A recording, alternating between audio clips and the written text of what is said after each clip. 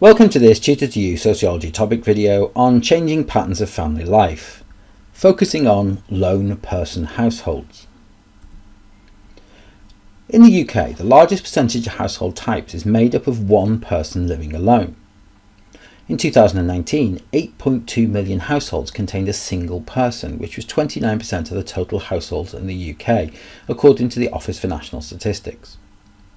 This number has increased by over 20% in the last 20 years, from 6.8 million in 1999 to 8.2 million in 2019, and this increase has impact on wider society. According to the Office for National Statistics, the growth in these numbers has primarily come from the number of males aged between 45 and 64 who are living alone, an indicator that the impacts of divorce on society has changed the different ways in which we live. In this video, we're going to look at some of the reasons for this increase.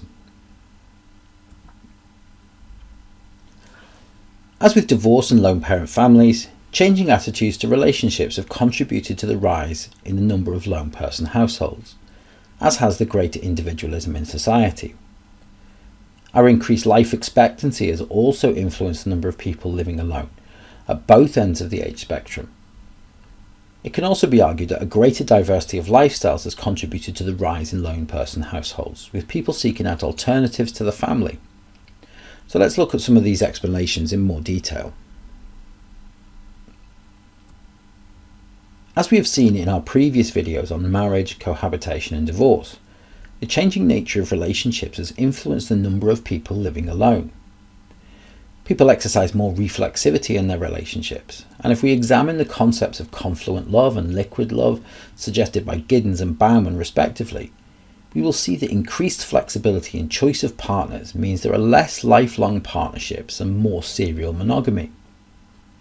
As a result, many people wait before committing to cohabitation or marriage, as they are seeking out a partner that meets their individual needs. This translates into more people choosing to live alone, particularly given the insecurity around relationships in contemporary society. And even when they do commit, there is an increasing likelihood that the relationship may end.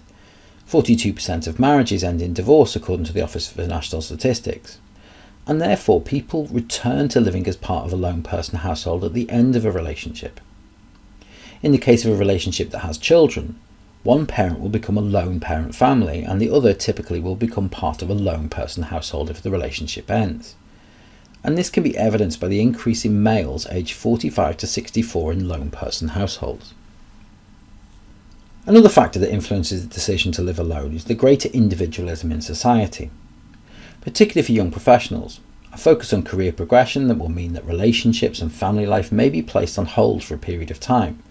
Therefore, it suits their needs to live alone and have greater independence over their time. Being able to move for employment may also contribute to the increase in lone person households, as in an increasingly global society, many professionals choose geographical mobility over stable family life, and being part of a lone person household, it is easier to move to gain career progression as individuals look to achieve security in their chosen field. Other factors such as increased choice in leisure activities and travel have led people to choose to live alone rather than be tied down to a family unit, while a greater focus on self-improvement in society has led more people to look inwards for satisfaction, rather than focus on concepts such as romantic love, as outlined by Giddens. In recent years, there has been an increase in life expectancy compared to the 1960s and 1970s. Better healthcare and more awareness of fitness and nutrition has meant that people can expect to live longer than before, and this has led to a decline in lifelong relationships, replacing marriage for life with serial monogamy based upon divorce and remarriage.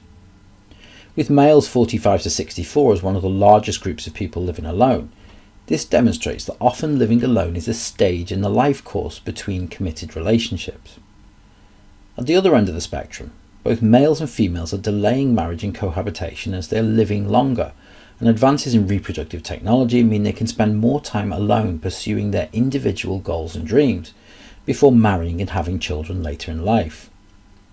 Whilst for the elderly, increased life expectancy may mean they are more likely to outlive their partners or separate in later life, leaving them to live alone. A final cause of the increase in lone person households is the growth of alternatives to family life. Families of choice, where individuals may select friends and colleagues to fulfill the functions of the family, particularly during their 20s and early 30s, means people do not need to have a family for emotional support. The reduction of stigma attached to single life, particularly for women, means that people can fulfill their career aspirations, travel, and reflect upon their own needs rather than being tied down to the social expectations of raising a family. However, in recent years there has been an increase in multi-family households, with the elderly who are living alone moving in with their sons or daughters, either for financial or health reasons. Similarly, young couples moving in with one partner's family as they struggle to afford housing has meant that family bonds are being redefined, rather than being rejected in those cases. A final consideration for sociologists is the impact of these changes on society. With more lone person households, how will this impact on society? Well, one impact is the affordability of housing, with wide regional variations in the number of people living alone in the UK. Areas such as London have lower percentages of those living alone, presumably due to the increased cost of living, whilst other areas, such as Scotland, there are greater rates of living alone as property is generally cheaper than in the capital. Another impact is social isolation. This is particularly relevant for the elderly in society, who may be isolated from family living in other areas of the country or have limited contact with friends. Recent campaigns have looked to find ways to tackle loneliness in society, and these have particularly focused on the elderly. A final impact is that of cost. With many lone person households coming from divorce, it's estimated that this costs the UK economy £1.7 billion a year, or an average of £14,500 per divorce. And this is significant, particularly when we talk about providing support to lone parent families and the children within them. That concludes this Tutor to You Sociology topic video on changing patterns of family life, examining lone person households. Thanks for watching.